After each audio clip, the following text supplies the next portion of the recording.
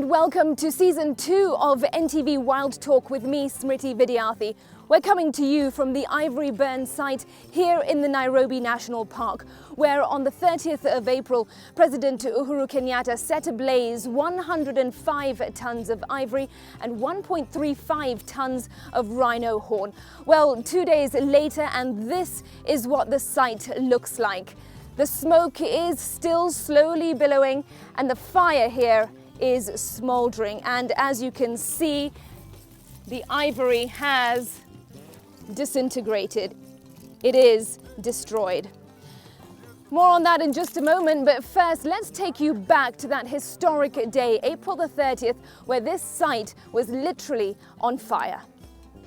What you're seeing behind me are ivory towers up in flames here at the Nairobi National Park. 105 tons of elephant ivory, 1.35 tons of rhino horn, animal skin, sandalwood, and also Prunus africana, that is a bark, have been set alight. The smoke is billowing up in the air. The flames are roaring behind me. What this represents are dead elephants and dead rhinos.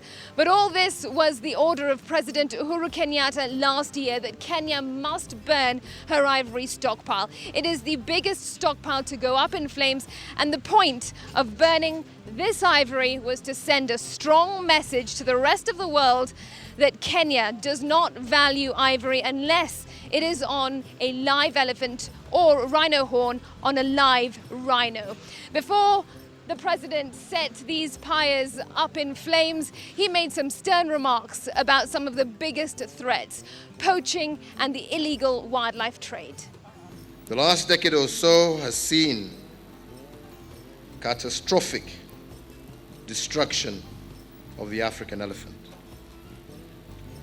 A new generation of poachers, armed with new weapons and connected to vast new markets across the world, threatens to exterminate them.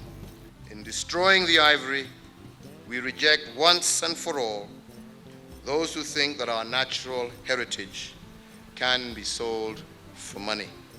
Evidently, today's burning does not in itself end this murderous trade.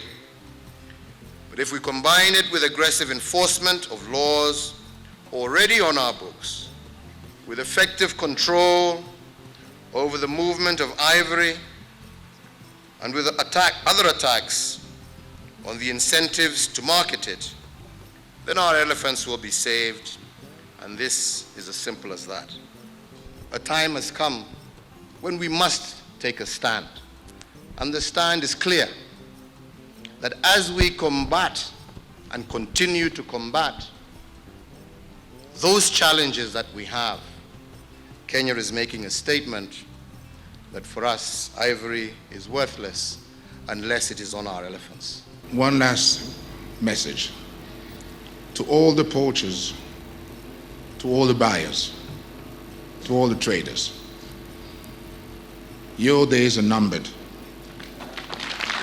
And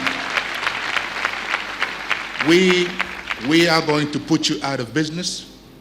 So the best thing you can do is to go into retirement now.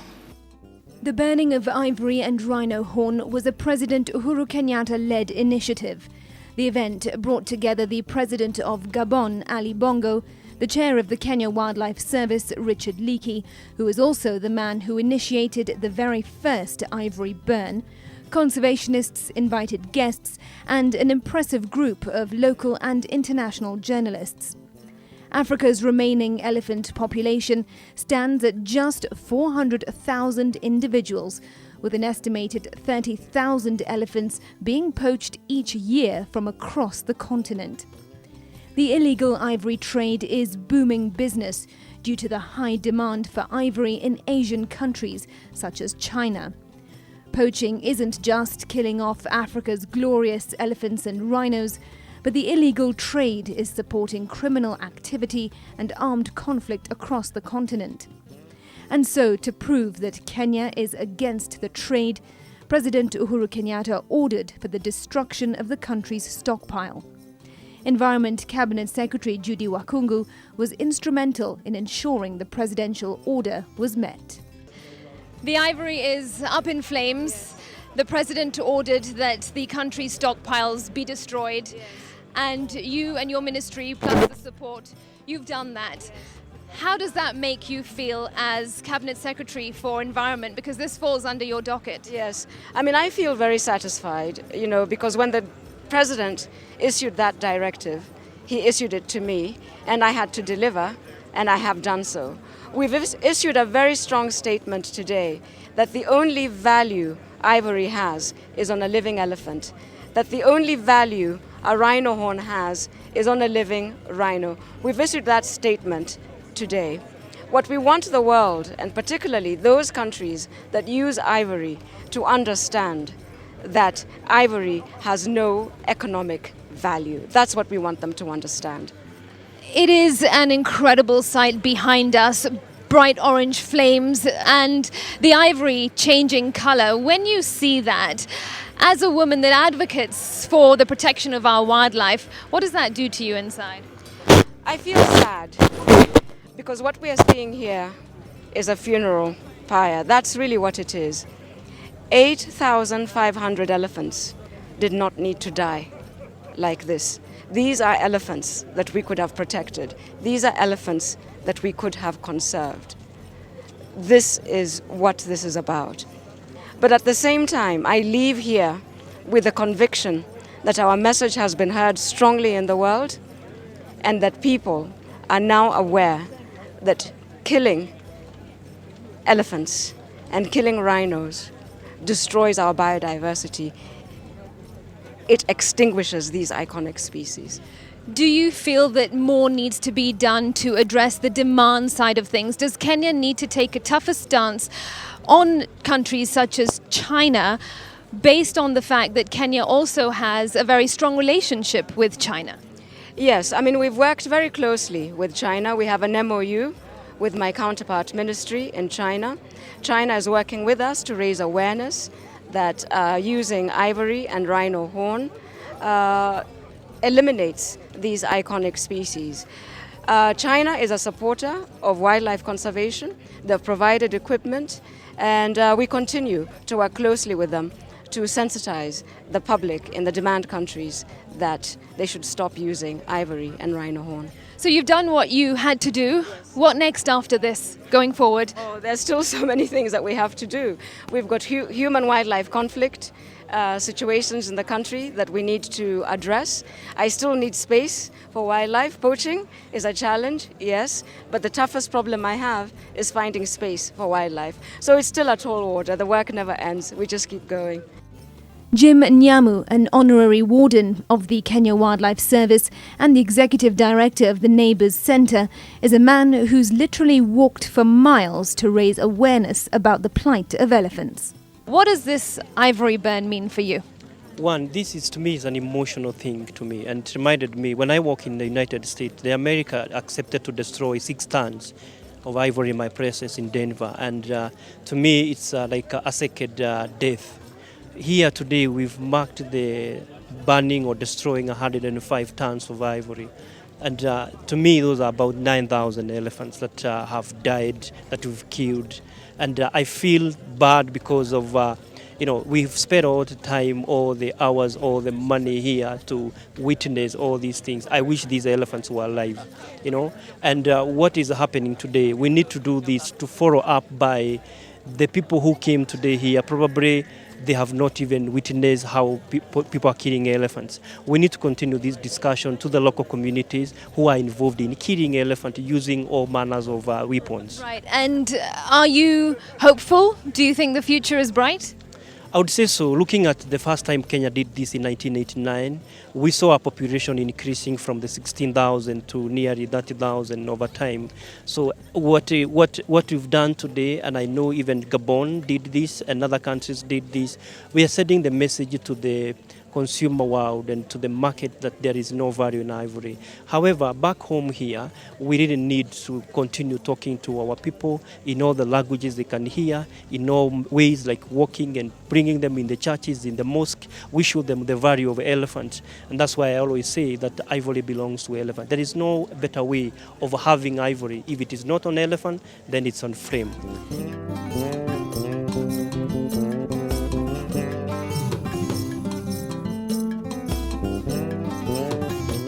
I'm now joined by Patrick Omondi. He is the Deputy Director of Species Management here at the Kenya Wildlife Service. Patrick, you have been one of the key men leading the build-up to the burn, organising everything. It's finally happened. How does this make you feel? You've got flames and billowing smoke behind you. It took a lot of time to build this up. We had different expertise, and I'm happy that it has finally worked. We knew it was going to work whether it rains, because we wanted to send a very powerful message today. And I think I'm happy His Excellency have sent that message. We are going to CITES with a very clear message that we want elephants back to Appendix 1 of CITES, essentially banning the international trade in ivory trade. So to me, it's a great day. We've worked through sunshine, through the rains, but I'm happy it has worked. I'm happy I'm seeing this fire. And my plea to the international community, to Kenyans, we should not allow people kill our heritage for their teeth, because this teeth is good in the African elephant. That's exactly what it is. The tusk of an elephant is in fact its tooth, and what you see behind us, that is rhino horn up in flames. That in fact is made out of the same thing as your fingernail, keratin, and it really does have has no value. That message has indeed been sent out. What next for KWS in terms of the work that now needs to start? We post the ban now. We are going to continue with our advocacy. I think the message to poachers and illegal traffickers were very clear, that they are under close watch. I am also happy that our laws now are punitive, and we want to see people arrested now. We are calling upon our judges, our magistrates, to put people to life sentence when they trade in ivory and rhino horn. We also want to ensure that our sea and airports are not used to traffic. So the interagency collaboration His Excellency has called, I think is very important. We need to enhance our screening, our dog units at the sea and airports, so that our ports are not used to traffic these contrabands. And if we arrest them, we are going to put them in prison for life. Well, the 30th of April certainly was a very moving day. More from the burn site 2 days after the event in just a moment.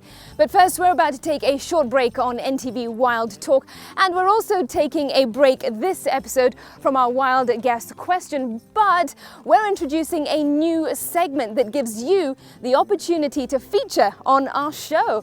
It's called Wild Pick. And here's how it works.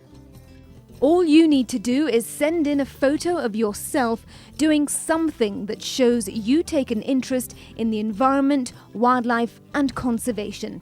It can be anything from a picture of you on a game drive, or a picture of you hugging a tree, or of you and your friends on a nature walk, or of you learning about insects, or anything of the sort. Just like our NTV Wild Facebook page and send in your photo via private message. Include your full name and where the photo was taken, what you were doing and why. So get out there and get clicking, and your photo could feature in our next show.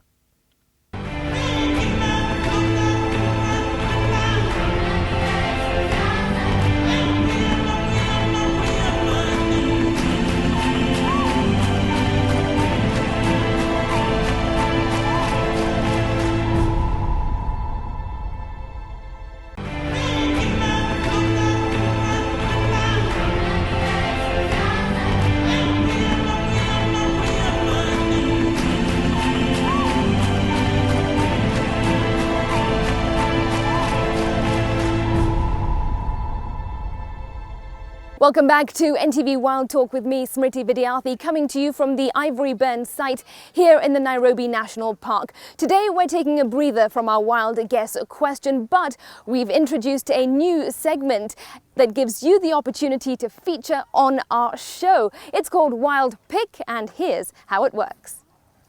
All you need to do is send in a photo of yourself doing something that shows you take an interest in the environment, wildlife and conservation. It can be anything from a picture of you on a game drive, or a picture of you hugging a tree, or of you and your friends on a nature walk, or of you learning about insects, or anything of the sort. Just like our NTV Wild Facebook page and send in your photo via private message. Include your full name and where the photo was taken, what you were doing and why. So get out there and get clicking, and your photo could feature in our next show.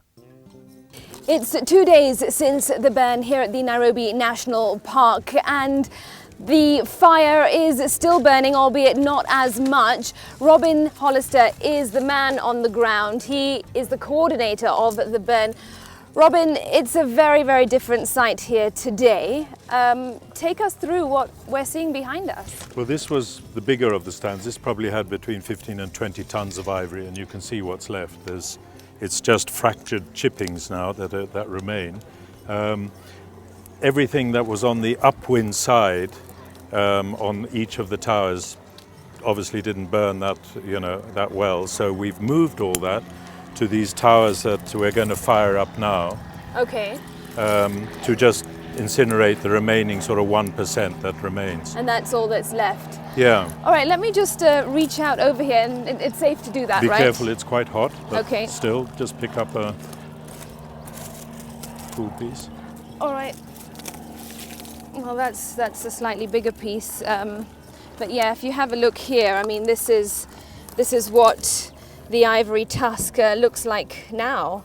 It's charred and some fractures as fractured. well. I mean, it's already, although it looks like a solid piece, it's actually already beyond economic use. You can't use this, and if you bash it against something, it's going to just splinter and become little fractured pieces. Right, because one might argue that some of these smaller pieces might be able to be used, but like you said, once they're taken, if at all they were to be carved, they would just be they would just fall into pieces, wouldn't they? Yeah, they'd be fractured. So any pieces like this that are still big, we'll just smash it with sledgehammers. Okay. Which is what we're doing here, and it just becomes chipping. So. Yeah. Gosh, I mean, is this?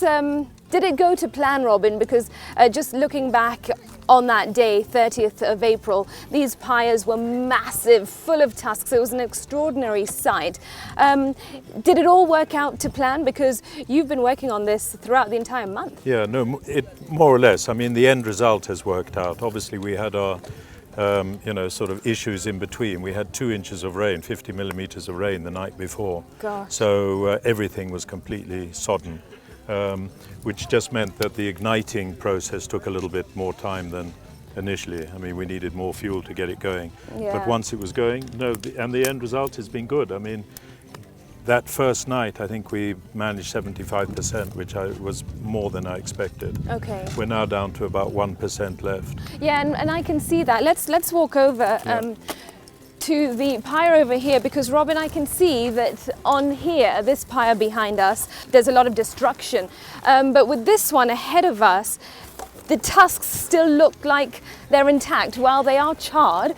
But they haven't broken down yet. These are the ones that we've actually moved from, the various towers that, as I say, were probably upwind and didn't burn. So now we're just stacking them again, concentrating them on some of the closer towers to the pumping station, and in half an hour we're going to fire it up again and give it a good heating. But as you know, these are the pieces that they look as if they're still a bit of a tusk. Yeah. But, oh wow! It's actually. It just fractures. It's no longer, it just becomes tiny little pieces, and it's certainly beyond any sort of use. Yeah, most So definitely. a lot of this will now, in a couple of hours of burning, it'll become like that. So by the end of today, we should have finished. Yeah, and you can also see the fire is still And that's raging without within any that. fuel or being pumped in. It's just going. It has been for the last 2 days. Well, Robin, it wasn't only ivory that was set ablaze, it was also rhino horn and various skins as well, sandalwood and Prunus africana. That's ahead of us. Let's go have a look at that pyre. So this is where the rhino horn was set alight, and Robin, it does look like there's some ivory on here though as well, and something else that's burning. Yeah. The rhino horn is now actually all gone. It took a lot longer than we expected. It became it melted down, in fact. Rather than burning, it actually melted down and just became smaller and smaller, sticky globules. So we learned something from that. If we ever, hopefully, we don't have to do it again, but if we do, we would probably cut it up into smaller pieces next time. But anyway, now we're just using this fire to burn the hides and skins that remain, and then putting the bits of ivory on top just to help finish it off. And the difference, of course, between ivory and rhino horn is that rhino horn does burn, but it burnt in a very different way compared to what you expected. Yes, we expected it to actually ignite, but it didn't. It more melted down. Right, because it's made out of sort of hair, isn't it? It's compressed hair. Yeah. So rather than actually burn, it melted and became sticky lumps. Gosh, well, it really is very, very hot here. Robin, take me through though. Is this fire the one that was still burning from the 30th, or have you reignited this? No, all the fires are actually still burning. What we've just done is added fuel now. We're burning more sandalwood, hides and skins just to get it going. We haven't even put any fuel into this. We're about to do that just to, get it going quicker. Wow. But at the moment, it's just going on its own. It's that hot. Even with all the rain we had, all the fires kept going. Oh, really? Yeah. Gosh, it just goes to show that really this was something super, super powerful. So now what's next? You're going to reignite or add more fuel to the pyres to destroy the rest of the ivory that remains, about 1%, as you said. Yeah. And then what will happen to this site? Will it remain as is with the crushed ivory? Once the ivory is all sort of disintegrated and being crushed, KWS will move it to the original ivory site and make a sort of monument of it there, and then this site will return to park. Okay. And the footprint will go very quickly with the rains as it is. We noticed already some of the areas that were trampled are already sprouting. All right. Back to normal. Wow, Robin, well, it certainly has been a spectacle. A lot went into this. We at NTV Wild Talk have been following it since day one, and we will continue following this story.